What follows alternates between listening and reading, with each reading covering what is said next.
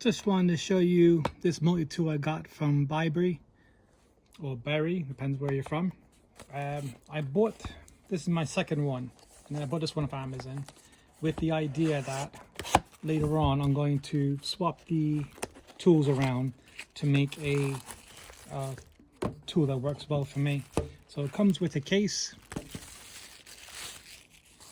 there, like that. So that's how it looks.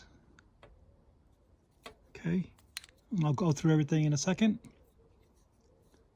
Okay, so here you have your glass breaker, right? Your hex bit, if you want to use one like that and just kind of go around that way.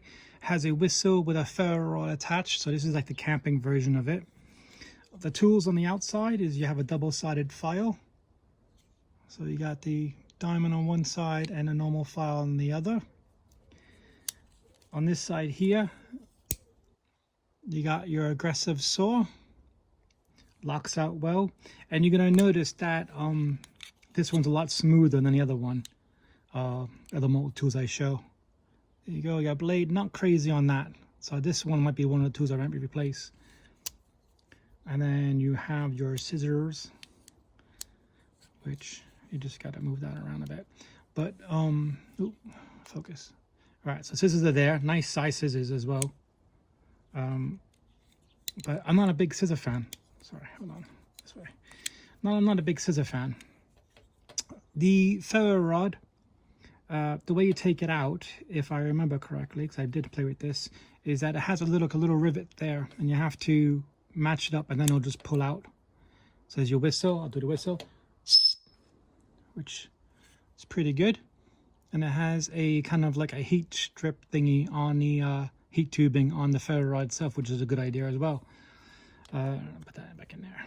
So straight and then down. So tools on the inside. Now this plier is not spring loaded, that's fine, but you have needle nose, right? Let me get this right. You have needle nose, you have regular pliers, you have wire cutters, and there's also replaceable ones. See there? So you got a glass breaker, which is the only tool on this side. And then on this side, you have, there we go. So you got your bottle opener there, flathead there, a bigger flathead, and an awl.